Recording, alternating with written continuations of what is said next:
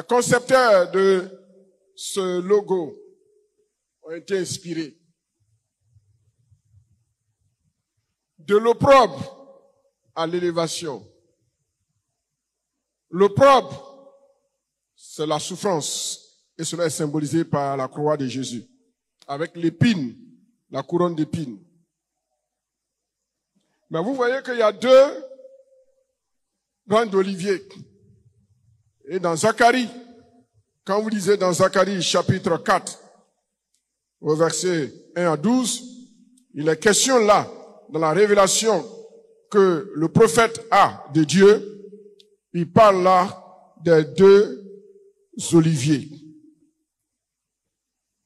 Une branche symbolise le domaine spirituel, qui est le souverain sacrificateur Josué, et l'autre branche symbolise le pouvoir administratif, qui est symbolisé par Zorobabel. Il faut évoluer entre deux dimensions. La dimension spirituelle, qui est le sacrificateur, qui est le côté pastoral. Il faut écouter les pasteurs, ce qu'ils te disent de la part de Dieu. Mais aussi, il y a le côté humain, le côté administratif, le leadership administratif, organisationnel. Si tu veux réussir ce Sinaï, il faut écouter les organisateurs, ce qu'ils vont te dire. Ça, c'est Zorobabel. C'est le pouvoir politique dans la Bible. Et Josué, il a le pouvoir spirituel. Et c'est la synthèse de ces trois choses. La croix de Jésus, selon le spirituel, la croix de Jésus, selon l'administratif, c'est ça qui te pousse à arriver à l'élévation. Et quand tu arrives à l'élévation, tu peux porter ta couronne. Voici le Sinaï résumé par ce logo. Si tu veux réussir, si tu veux tirer le meilleur profit de ce Sinaï, il faut être discipliné. Ça, c'est Zorobabel. Si tu veux réussir ce Sinaï, il faut écouter la voix prophétique qui viendra par la prédication. Ça, c'est le souverain sacrificateur. Si tu veux réussir ce Sinaï, laisse-toi briser. Ça, c'est la croix de Jésus, avec les épines. Tout ce qui sera prêché, il ne faut pas voir ton voisin. C'est de toi que Dieu va parler. Alors, tu pourras arriver à l'élévation qui est la couronne. Amen. Le thème de notre Sinaï, c'est de l'opprobre à l'élévation. De l'opprobre à l'élévation. C'est le synonyme de l'humiliation à la gloire.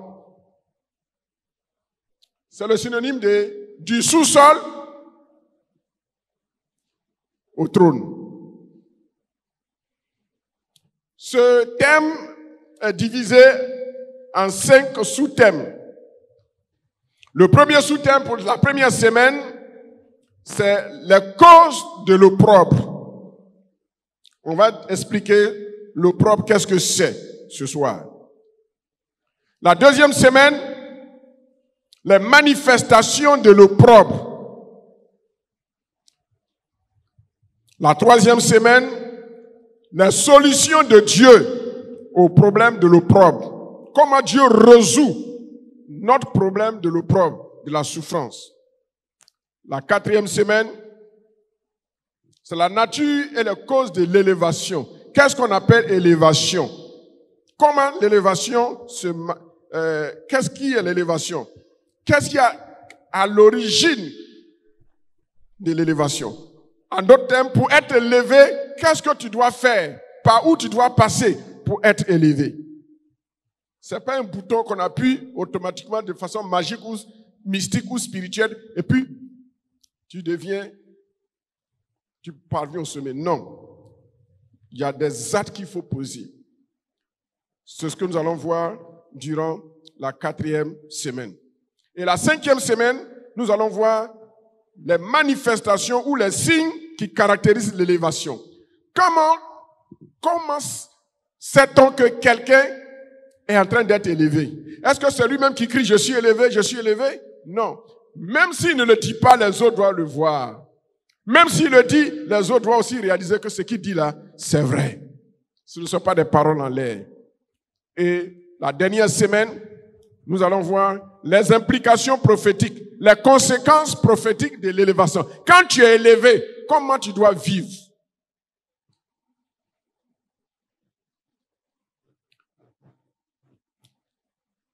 Cette première semaine, nous allons voir les causes de l'opprobre. Et pour ce premier jour, le sous-thème 1, c'est définition et nature de l'opprobre.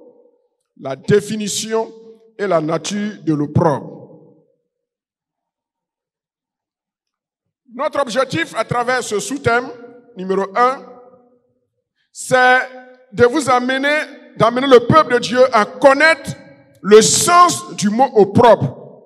Nous allons définir le mot opprobre. Et quelle est la nature de l'opprobre? Quelles sont les différentes expressions de l'opprobre? Bien-aimés frères et sœurs, je voudrais vous rappeler que l'idée de Sinaï, en toute humilité, n'est pas venue de moi. L'idée de Sinaï est née d'une contextualisation du programme de l'Église des Assemblées de Dieu d'Adjamé dans les années 2006, si mes souvenirs sont exacts. À travers un long temps de jeûne et prière d'un mois. Et ce programme a fait énormément du bien à cette Église. Des témoignages de guérison, des témoignages de repentance, des sorciers qui se sont dévoilés être sorciers, des adultères, des impudicités, des vols, toutes sortes de confessions de péchés honteux ont eu lieu. Des vies ont été restaurées à tous égards. Ce fut le début d'un réveil dans cette église. Et votre serviteur, à l'époque, avait été convié à ce grand programme. J'y étais invité. En tant que l'un des orateurs, vu ce que Dieu a fait, j'ai eu à cœur, moi aussi, d'imiter ce qui était bien. Mais je n'aime pas imiter sans valeur ajoutée. Quand tu es un peu intelligent, il ne faut pas faire copier-coller. Voilà, quand tu copies, il faut ajouter ta marque. Alors j'ai réfléchi et le Seigneur me dit, le fondement biblique que tu dois trouver, c'est celui de Exode chapitre 19, chapitre 20, en rapport avec le Sinaï. C'est ainsi que le Seigneur m'a dit de donner ce nom Sinaï à notre rendez-vous. Et au lieu de faire 30 jours, valeur ajoutée, j'ai ajouté 10 jours et ça fait 10 plus 30, ça fait 40. Mais ces 40 devaient être justifiés. Je me suis appuyé sur la Bible et j'ai justifié. Vous pourrez lire Exode 19, Exode 20, Deutéronome 19, le verset 25. S'inspirer du modèle des autres est un signe de grandeur et non de faiblesse. Paul n'a-t-il pas dit en 2 Corinthiens chapitre 8, le verset 8, qu'il veut éprouver par le zèle des autres la sincérité de l'amour des Corinthiens pour Christ? Le Sinaï est donc né à partir d'une imitation du zèle des chrétiens d'Adjamé. Le vrai initiateur du Sinaï, c'est le Seigneur Jésus, mais en m'inspirant de l'église d'Adjamé. Bien-aimés frères et sœurs, vous qui nous suivez sur Internet, sur El Kabod Media, nous avons apporté notre valeur ajoutée à ce qu'une église sœur a fait.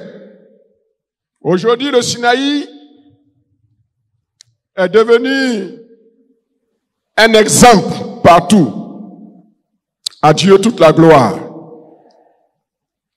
Ces 40 jours que nous passons à travers le jeûne et la prière est un rendez-vous divin. C'est pourquoi je vous en supplie, frères et sœurs, pendant ce rendez-vous, quand vous venez, concentrez-vous sur le Seigneur. Ne vous laissez pas distraire par les cellulaires. Ceux qui enregistrent, vous pouvez enregistrer. Mais soyons concentrés.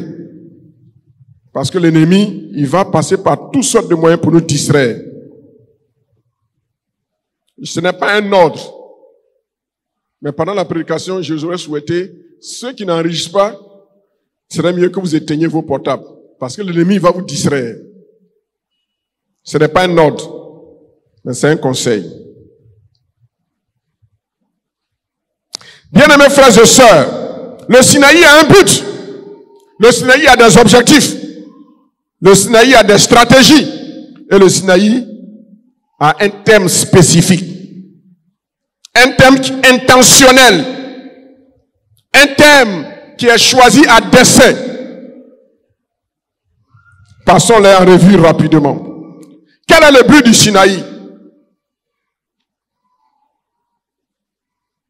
Le but du Sinaï, c'est d'amener le peuple à travers un temps de désert prophétique pour interroger Dieu dans l'intimité personnelle et collective. Un rendez-vous. C'est pas un homme qui t'a donné rendez-vous, c'est pas une église qui t'a donné rendez-vous, c'est Dieu qui t'a donné rendez-vous. Fais en sorte que rien ne puisse te distraire. Fais en sorte que ton mari ne puisse pas te distraire. Fais en sorte que ta femme ne puisse pas te distraire. Fais en sorte que les enfants ne puissent pas te distraire. Fais en sorte que rien ne puisse te distraire quand tu viens à ce rendez-vous ici. Le but du Sinaï, c'est de t'attirer dans le désert pour que Dieu parle à ton cœur. Dieu veut parler à notre cœur, à chacun de nous. À moi l'orateur premièrement, et ensuite à vous qui m'écoutez. Bien-aimés frères et sœurs, la restauration va provoquer des incidences, des conséquences positives sur votre vie. Il va y avoir des déblocages. Il va y avoir des percées. En ce Sinaï, il va y avoir des guérisons. En ce Sinaï, il va y avoir un mouvement spirituel incroyable. J'étais en train de me reposer un peu quand une sœur m'appelle, papa, le Seigneur m'a dit ceci. Fais telle chose. J'ai dit, c'est déjà fait. Fais ceci. J'ai dit, on est dedans. Et elle me dit ceci. Dieu dit à ce Sinaï que les prédications soient courtes et qu'il y ait plus de temps dans la prière parce que Dieu veut se glorifier. Elle n'était pas là quand on était en train de faire notre réunion. J'ai limité les prédications à 40 minutes pour avoir 1 heure de temps de prière. Quand Dieu parle comme ça, 1 fois, 2 fois, 3 fois, cela veut dire que la chose est déjà arrêtée. Dieu va nous bénir à ce Sinaï.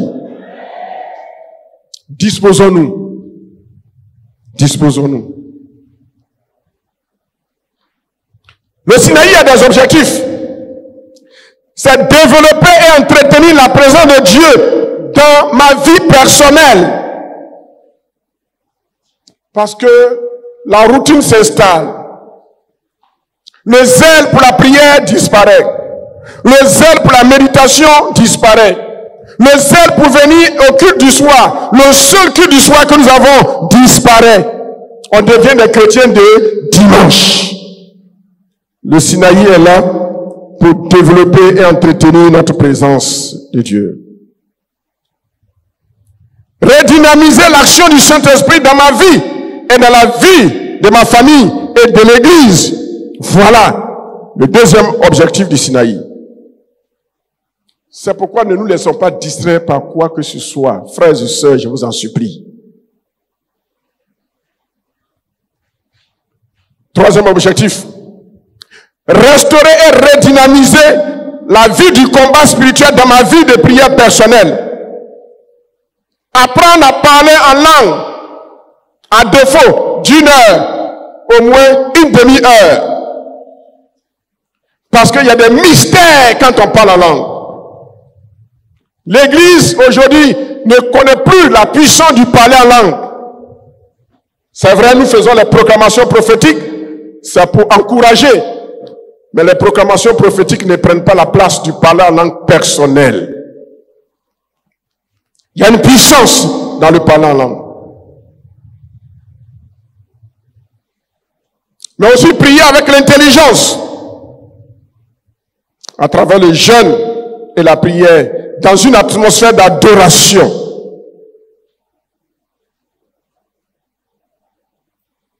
Je voudrais ici interpeller les musiciens.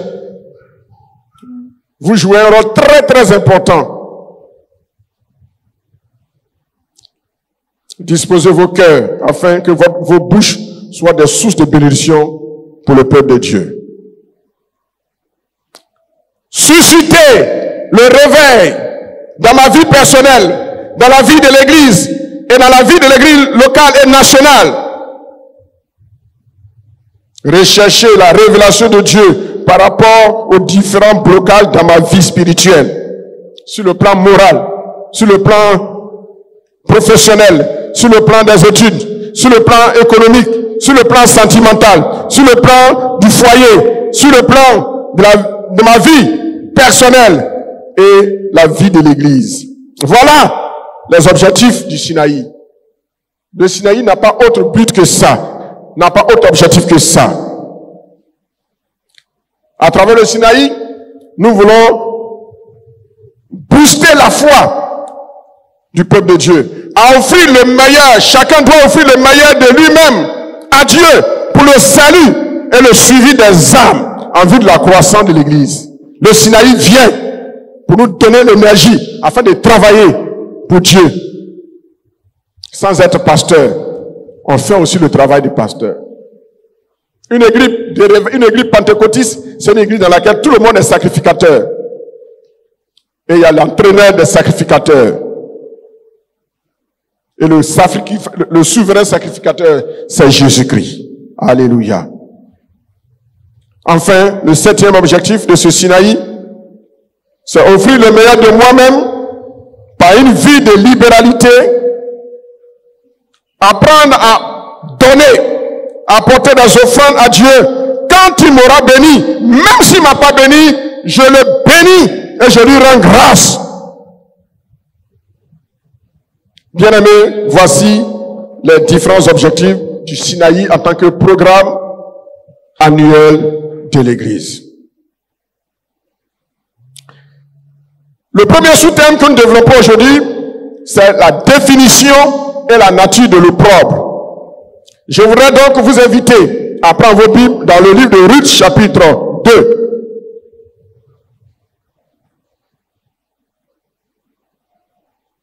Non, Ruth, chapitre 1, autant pour moi. Ruth, chapitre 1. On peut se tenir debout pour le lire. Ruth, chapitre 1. Il a dit, du temps des juges, il y eut une famine dans le pays. Un homme de Bethléem de Juda partit avec sa femme et ses 2 fils pour faire un séjour dans le pays de Moab. Le nom de cet homme était Elimelech. Celui de sa femme Naomi et ses 2 fils s'appelaient Machlon et Kiljon. Ils étaient Éphratiens de Bethléem de Juda. Arrivés au pays de Moab, ils y fixèrent leur demeure. Elimelech, mari de Naomi, mourut et elle resta avec ses 2 fils. Il prit des femmes moabites dont l'une se nommait Orpa et l'autre Ruth, et ils habitaient là environ 10 ans. Machlon et Kiljon moururent aussi, tous les 2. Et Naomi resta privée de ses 2 fils et de son mari. Verset 18. verset 18. Disons même à partir du verset 17. C'est Ruth qui parle. Elle dit, verset 16, autant pour moi. Ne me presse pas de te laisser, de retourner loin de toi. Où tu iras, j'irai. Où tu demeureras, je demeurerai. Ton peuple sera mon peuple et ton Dieu sera mon Dieu. Où tu mourras, je mourrai. Et j'y serai enterré. Que l'Éternel me traite dans toute sa rigueur, si autre chose que la mort vient à me séparer de toi. Verset 18. Naomi, la voyant décidée à aller avec elle, cessa ses instances. Elles firent ensemble le voyage jusqu'à leur arrivée à Bethléem. Et lorsqu'elles entrèrent dans Bethléem, toute la ville fut émue à cause d'elles. Et les femmes disaient, est-ce là Naomi? Elle leur dit, ne m'appelez plus Naomi, appelez-moi Mara, car le Tout-Puissant m'a rempli d'amertume. J'étais dans l'abondance à mon départ, et l'Éternel me ramène les mains vides. Pourquoi m'appelleriez-vous Naomi, après que l'Éternel s'est prononcé contre moi, et que tout le Puissant m'a affligé? Ainsi, revint du pays de Moab, Naomi et sa belle-fille Ruth, la Moabite. Elles arrivèrent à Bethléem au temps de la moisson des orges. Seigneur, daigne bénir ta parole et ouvre notre entendement au nom de Jésus. Amen. Peuple de Dieu, veuillez vous asseoir.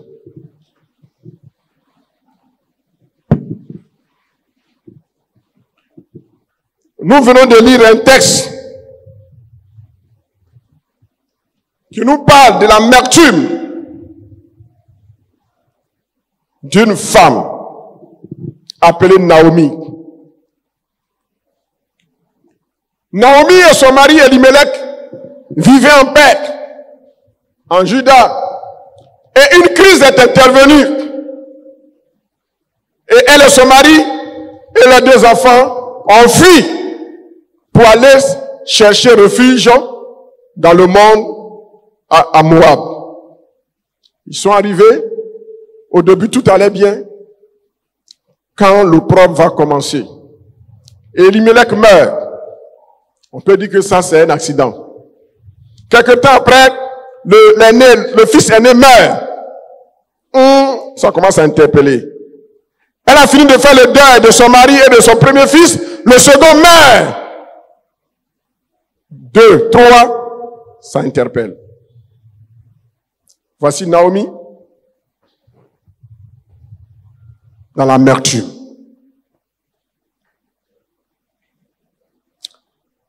C'était dur. Pour une femme qui va se chercher en exil avec son mari et qui perd son mari à l'étranger, qui perd ses 2 fils à l'étranger et qui retourne produire. Mais heureusement, l'une de ses belles-filles accepte de revenir avec elle.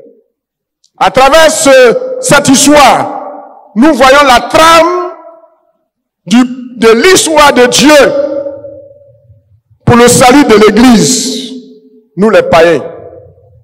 Et c'est plus tard, à travers cette femme, Ruth, une Moabite, qui accepte de suivre une Juive, l'enfant qui va naître plus tard d'elle avec son mari, il va devenir l'ancêtre de Jésus. Par la sagesse infiniment variée de Dieu, à travers cette expérience douloureuse, négative, Dieu va la transformer en une expérience positive pour une destinée prophétique. Je vais dire à quelqu'un, Dieu n'est pas d'accord avec ce que tu as fait. Dieu n'est pas d'accord avec les fautes que tu as commises. Dieu n'est pas d'accord avec les parenthèses négatives que tu as ouvertes dans ta vie. Mais ce Dieu souverain, il est capable de transformer tes parenthèses négatives en des parenthèses prophétiques de bénédiction. Cela ne veut pas dire qu'il est d'accord avec ce que tu as fait. Mais quand on se répand sincèrement, Dieu transforme le négatif en bénédiction. C'est pourquoi la première semaine, nous allons la prendre pour une véritable repentance. Je souhaiterais que tous ceux qui vont diriger, qui vont présider, les musiciens, orienter cela vers une prise de conscience, une interpellation. Dieu est souverain. En un jour, en 2 jours, il peut nous pardonner. Comme ça peut prendre 3 jours, comme ça peut prendre 1 semaine, comme ça peut prendre 2 semaines, comme ça peut prendre 3 semaines, et les 3 dernières semaines, il déverse sa bénédiction sur nous. Mais il peut aussi prendre un seul jour. Dieu est souverain. Mais faisons notre part. Naomi est au comble de l'opprobre.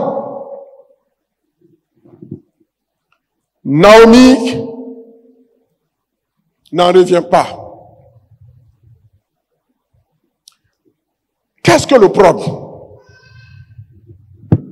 Dans le sous-thème, les causes de l'opprobre, nous allons d'abord définir ce qu'on entend par opprobre pour que vous puissiez bien comprendre.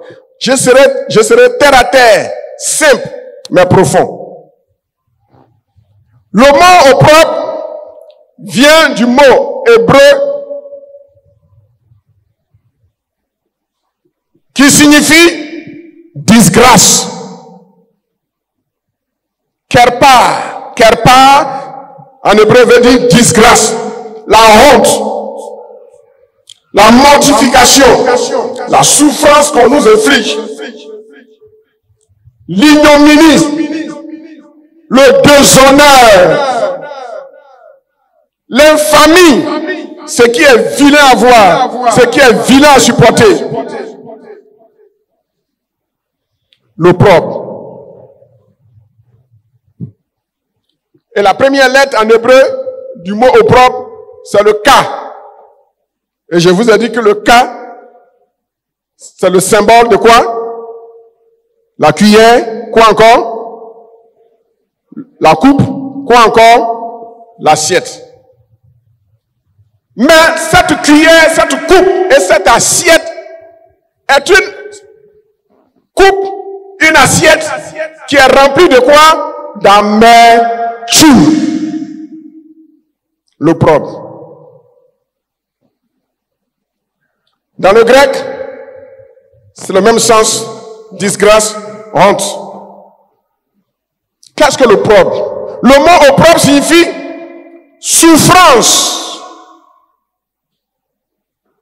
La honte qu'une situation met sur toi ou produit sur toi. La bassesse dans laquelle une situation te met. À tel enseigne que des gens même qui normalement ne peuvent pas parler avec toi en face, ne peuvent pas s'asseoir manger avec toi, ils peuvent parler sur toi. C'est ça l'opprobre. Est-ce que je parle à quelqu'un? L'opprobre. Quand l'opprobre vient sur toi, c'est comme si tu n'as plus de valeur. Excusez-moi, mais c'est comme les déchets sont plus parfumés que l'odeur qui sort de toi. En langage terre à terre, on dit caca est mieux. Les fesses sont mieux que toi. L'opprobre. Quand l'opprobre, c'est comme si tu perdais ta dignité. Toi que les gens respectent dans un autre domaine, dans une autre sphère, mais quand tu traverses l'opprobre, c'est comme si tu n'as plus de dignité. L'opprobre. Dans ton pays, tu gouvernes, tu donnes des ordres. Plusieurs personnes mangent à ta table. Mais parce que tu es à l'étranger, quand l'opprobre vient sur toi à l'étranger, tu deviens plus qu'un mendiant. L'opprobre.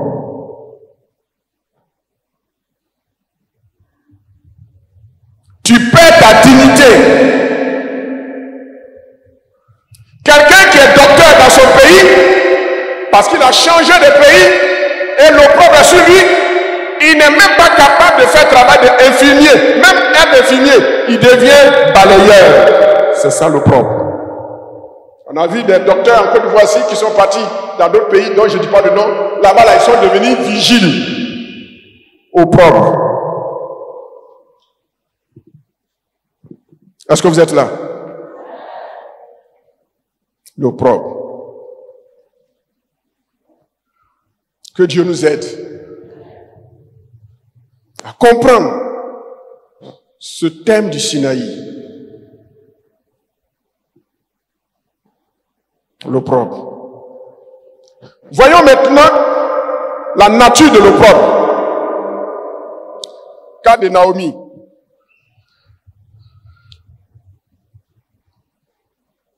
J'ai sélectionné 4 natures. La première nature de l'opprobre, elle est spirituelle. Quand vous traversez l'opprobre sur le plan spirituel, votre esprit est troublé. Des luttes dans ton esprit. Tu te demandes si tu es vraiment chrétien. L'opprobre. Quand l'opprobre attaque ton esprit, quand l'ennemi t'attaque dans ton esprit, ou bien pour des raisons que ce soit, l'opprobre atteint ton esprit. Même tu es pasteur, même tu es docteur, tu te demandes, est-ce que tu es encore pasteur? L'opprobre. Quand ça touche ton esprit. Quand l'opprobre a touché Jésus-Christ dans son esprit, il a dit, Seigneur, si cette coupe pouvait s'éloigner de moi, toutefois pas ma volonté, que ta volonté soit faite. Quand l'opprobre t'attaque, tu perds tes grades. Jésus, il n'a pas dit le Fils de Dieu. Pourquoi il veut fuir la coupe? C'est ça l'opprobre. C'est le degré le plus dangereux de l'opprobre. C'est à ce niveau-là, quand les inconvertis, l'opprobre attaque leur esprit, c'est là que beaucoup se suicident.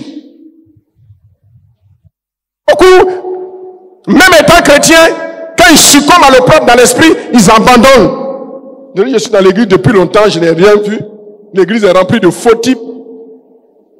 Les pasteurs sont des faux, les anciens ils sont pires. Les chrétiens, on n'en parle pas, ils sont des racailles. Ils valent rien, c'est des vauriens, des menteurs, des marmailleurs. Je préfère aller dans le monde. L'opprobre a touché son esprit. Quand l'opprobre touche ton esprit, tu te demandes si c'est toujours toi.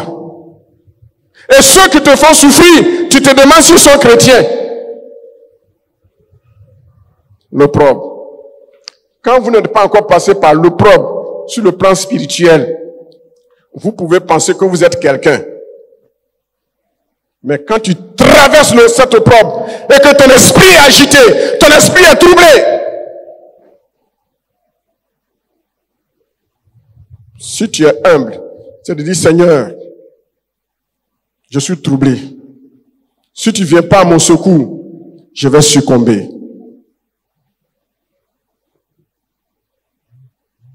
Jésus est passé par là.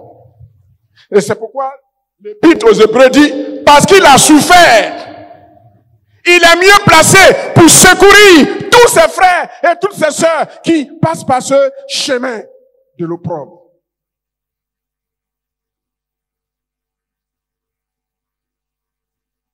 David dit, quand je me souviens, quand je marchais parmi le peuple, accompagné par les chants, les cantiques, et tout le monde m'acclamait, et j'entrais dans la maison de Dieu.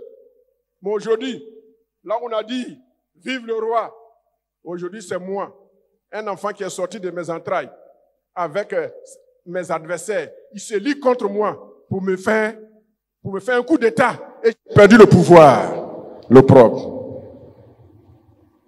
Est-ce que je parle à quelqu'un? Est-ce que je parle à quelqu'un? L'opprobre.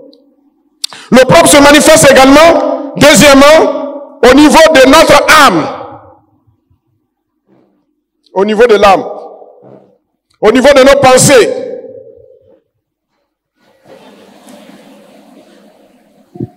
On est troublé dans notre âme, dans nos pensées. Notre morale est touchée.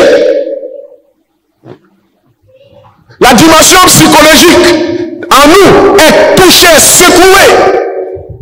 C'est à ce niveau-là que tu es tenté de mettre en cause le choix que tu as fait. La femme que tu as mariée, le mari que tu as marié, tu es en train de voir, est-ce que je ne me suis pas trompé? Et le diable te présente des occasions. Elle va manifester un caractère bizarre et tu vas justifier son caractère, tu vas justifier le divorce par son caractère d'insoumis. Mais c'est des prétextes que la chair te donne parce que tu es troublé au niveau de ton âme, le propre. Que Dieu nous aide. Et à ce niveau-là, plusieurs s'enferment dans leur chambre et ils pleurent. Plusieurs femmes s'enferment et elles pleurent. Et elles pleurent. Seigneur, pourtant tu m'as dit, c'est l'homme qu'il fallait. Seigneur, est-ce que je me suis trompé? Et tu attends une prophétie. Et ce jour-là, il n'y a pas de prophétie. Pendant ce mois-là, aucune prophétie n'est pas de ton problème. Et tu dis, Seigneur, si tu ne me parles pas, je vais aller dans le monde. Et Dieu ne te parle pas. Et puis un païen se présente. Et puis il vient te draguer. Est-ce que tu dois accepter? Quand le propre touche tes pensées, il t'amène à mettre en cause le parler en langue. Est-ce que le parler en langue, vraiment, c'est sérieux? Est-ce que c'est pas dépassé? Jean-Baptiste, quand il a connu le propre au niveau de ses pensées, lui qui disait, voici l'agneau, le Fils de Dieu, l'agneau qui ôte le péché du monde, dans ce temps de trouble et de propre, il dit, allez voir, est-ce que c'est lui ou bien c'est un autre? Ah, Jean-Baptiste, tu nous as prophétisé ici. Tu as dit que c'est lui. Pourquoi tu le mets encore en cause? C'est le propre. Les troubles au niveau des pensées. Chers frères et sœurs, Dieu ne se trompe pas. Toi, tu peux te tromper, mais Dieu ne se trompe pas. Dieu n'est pas pour le divorce. Si ton mari te fait souffrir, espère en Dieu. Tant qu'il n'a pas présenté la cause que je justifie pour le divorce, dis Seigneur, soutiens-moi, touche le cœur de mon mari, permets qu'il te connaisse, le propre. Tu es dans une église, personne n'aime ton affaire. Quand tu travailles le propre au niveau des pensées, tout ce qui est prêché du haut de la chair, l'ennemi t'interprète ça négativement comme c'est contre toi. Dans 1000 personnes, c'est contre toi seul que le pasteur prêche. Quand tu traverses ces situations, c'est le propre. Tes pensées sont troublées. Tes pensées sont attaquées. Et les païens aussi, quand ils traversent ces opprobes, ces temps d'opprobes qui n'ont pas de consolation, alors ils s'en vont se mettre dans l'alcool. Plusieurs se suicident. L'opprobre moral, c'est difficile. David est passé par là. Il a passé tout son temps à pleurer. Et un roi, il pleure, il pleure, il pleure. Il dit, Seigneur, pourquoi? L'opprobre. Mais quand tu tiens bon derrière l'opprobre, il y a une élévation. Cher peuple de Dieu, j'ai connu cette opprobre en 2019. J'ai pleuré. J'ai pleuré. Un gaillard comme moi, docteur, je pleure. J'ai failli mourir. Mais vous ne savez pas toutes ces choses. Ma femme et moi, nous avons traversé des moments d'opprobre. Je suis là, puis j'ai gémi. Ils m'ont fait ça. Ils m'ont fait ça. Ils m'ont fait ça. Elles m'ont fait, ont fait ça à ma femme. Personne. Et c'est comme si nous étions des fautifs, des accusés.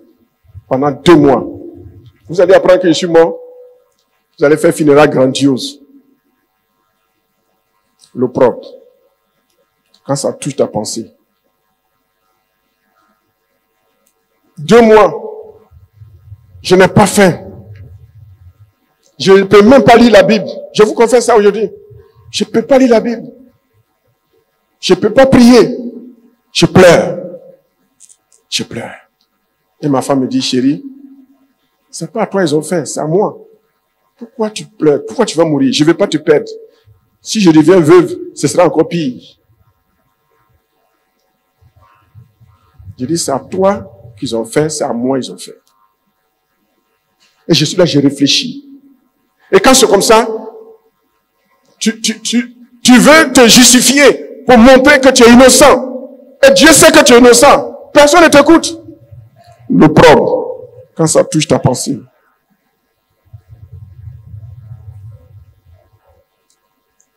Que Dieu me garde de pleurer. Mais ce n'est pas facile. Quand l'opprobre attaque ton âme. Des gens pour qui tu as mis ta main au feu. En te poignant dans le dos. L'opprobre. C'est pas au niveau de l'esprit seulement. Mais au niveau de l'âme. C'est encore plus dangereux. Parce que l'âme est le pont entre l'esprit et le corps. L'âme peut changer la position même de l'esprit. Si l'esprit ne fait pas attention. Quand l'âme se sent bien, elle transfère les pensées positives de l'esprit, les bénédictions de l'esprit sur le corps. Mais quand l'âme n'est pas en mauvais état, le pont est bloqué. L'opprobre. Mais si tu ne traverses pas cette opprobre, Dieu ne peut pas t'amener à l'étape supérieure de l'élévation.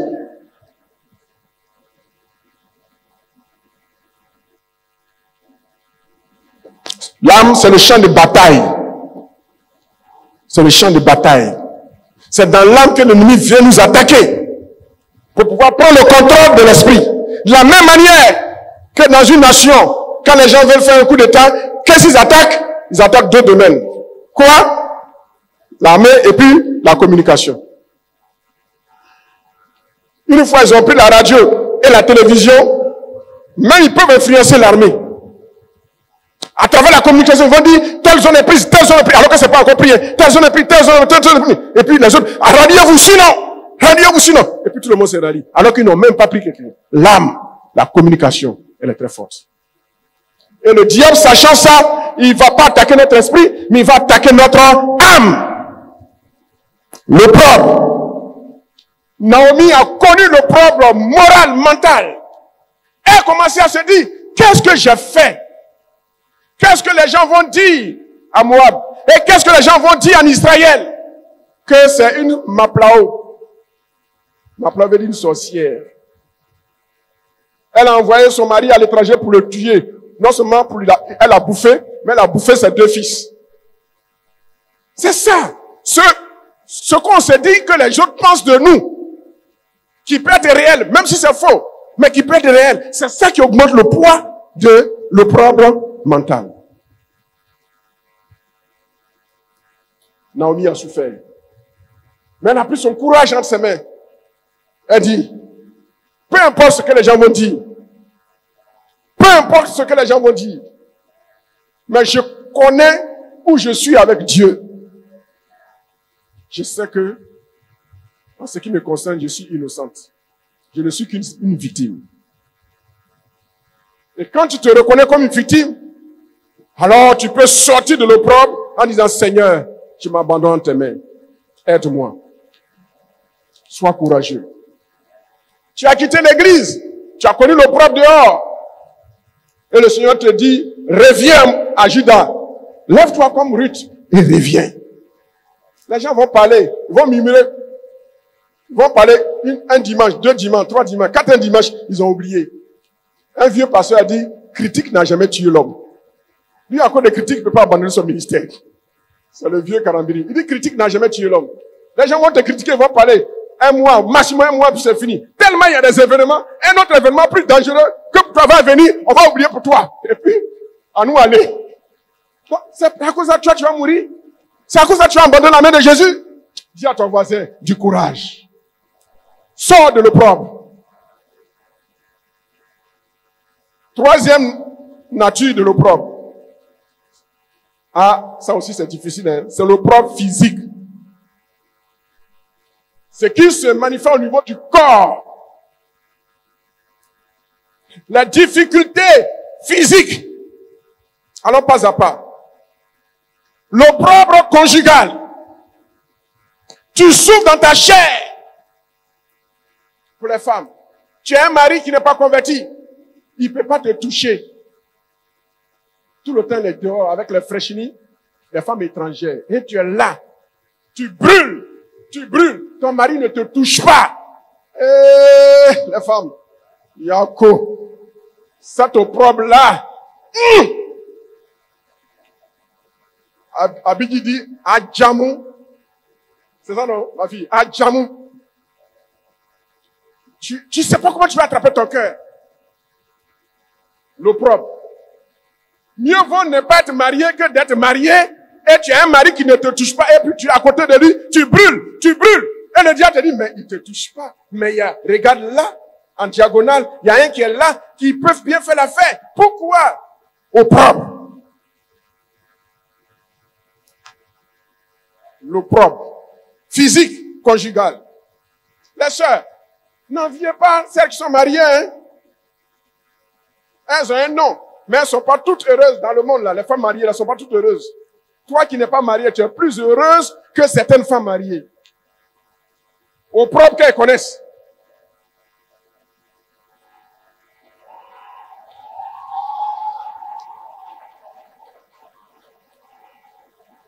Mais il n'y a pas seulement que les hommes qui font souffrir, qui donnent de l'opprobre aux femmes. Il y a des femmes aussi qui donnent l'opprobre à leur mari. Un mari garçon pile. Il ne peut pas toucher sa femme. Quel opprobre? L'opprobre conjugal, c'est l'une des choses physiques les plus difficiles.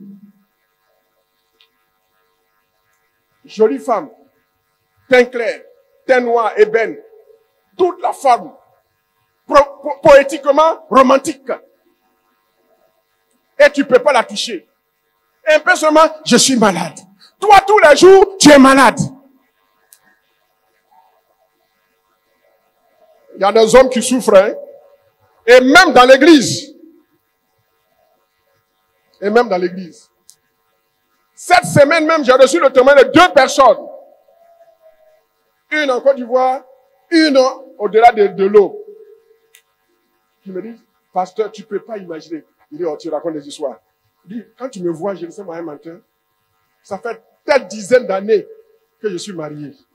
Je peux compter le nombre de fois je suis parti avec ma femme. J'ai failli tomber. Le Saint-Esprit me dit, opprobre. L'opprobre. Il ne peut pas divorcer. L'opprobre. L'opprobre ne se manifeste pas seulement dans le domaine conjugal. L'opprobre se manifeste aussi dans la maltraitance que des hommes infligent à des femmes et que des femmes aussi infligent à leur mari. On ne sait pas qui est chef. La femme est chef. C'est ce qu'elle veut que le mari doit faire. Quel opprobre. Il y a l'opprobre également au niveau des blocages. Mais même avant le blocage, il y a la vie d'adultère, les divorces précoces. La femme ne se reproche rien. Un bon matin, le mari vient, il dit, je m'en vais. Et ce qui donne de l'opprobre aux femmes, à certaines femmes, c'est que celle qui a été servante, à qui toi, femme, tu as donné des ordres, qui a préparé pour toi et ton mari, qui a lavé vos assiettes, c'est lui qui va aller, c'est elle qui va aller prendre pour marier, et puis toi, on te met dehors. Quel opprobre.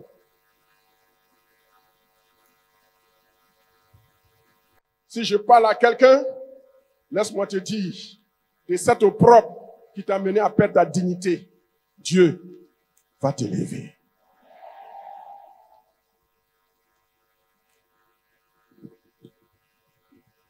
Je finis dans 2-3 minutes et nous allons prier. Le blocage, l'opprobre physique se manifeste aussi dans des blocages dans le mariage. L'organe de la femme est normal, l'organe de l'homme est normal, mais il n'y a pas d'enfant. Opprobre. Vous avez dépensé votre argent, rien n'y fit. Opprobre. D'autres encore, ils ont des enfants, mais tous les enfants là sont des bougnols. Aucun d'eux n'est intelligent. Ils sont tous bêtes, bêtes, bêtes. Seigneur, pourquoi tu nous as donné un enfant comme ça? Il lui fallut ne pas nous me donner d'enfants que de me donner un nombre pléthorique d'enfants qui ne valent rien, qui ne connaissent rien, et qui ne sont rien, et qui ne voient rien au propre. Toute ta vie au commissariat. Au commissariat. Au commissariat. Tu deviens essuie-glace, maison, commissariat. Maison, commissariat. Maison, commissariat. Dis Seigneur, aie pitié de moi. Au propre.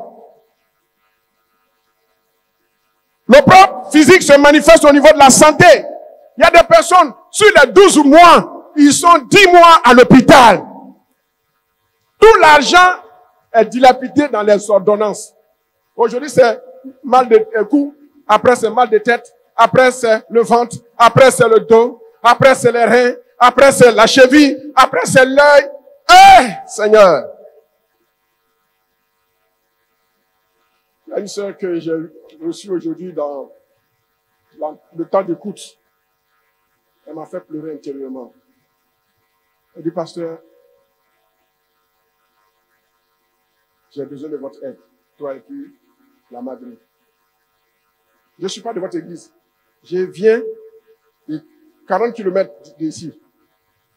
À 5 heures du matin, elle était en route. À la prière de 6 heures, elle était là. Mais quand elle m'a expliqué son problème, non. Si tu ne pleures pas, c'est que tu es suspect. Maladie sur maladie. Maladie sur maladie. Elle dit, parce que j'ai dépensé toutes mes économies. L'opprobre. Et sa maman est chrétienne, hein? Opprobre. Les limitations. Tu es intelligent. Mais quand tu réponds à des appels, ou bien tu déposes tes CV, tout est...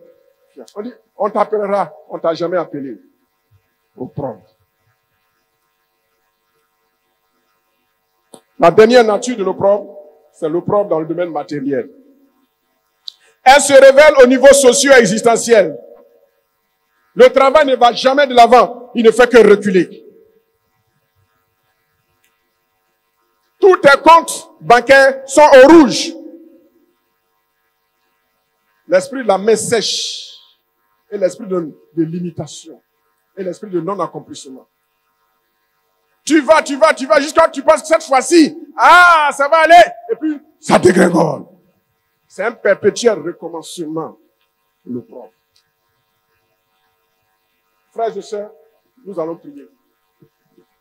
Une chose est de connaître les 4 types d'opprobre dans notre esprit, dans notre âme, dans notre corps et dans nos finances. Une autre chose est de savoir quelles sont les causes de ces opprobes. Tout s'appelle opprobre, mais tous les opprobes n'ont pas les mêmes causes. Toutes les opprobes n'ont pas les mêmes causes. Et demain, nous allons voir quelles sont les différentes causes de ces opprobes que nous traversons. Quelle application prophétique, pratique? Tu vas dire avec moi, Seigneur, Seigneur, quel que soit l'opprobre que je traverse, je sais que tu as la solution. On peut se tenir debout? Quel que soit l'opprobre que je traverse, je sais que tu as la solution. Seigneur, quel que soit l'opprobre que je traverse, quelle que soit la nature de l'opprobre, je sais que tu as la solution. Et Seigneur, je te demande une chose. Ouvre mes yeux. Pour que je puisse identifier. Demain, la cause des opprobes que je traverse. Je sais qu'au-delà, tu es la solution. Tu n'as pas la solution, mais tu es la solution. Donne-moi un témoignage après ce Sinaï. Donne-moi un témoignage après ce Sinaï. Prie. Vous avez été édifié? Partagez ce message et transformez une vie. Pour plus d'enseignements, abonnez-vous à nos pages. Que Dieu vous bénisse.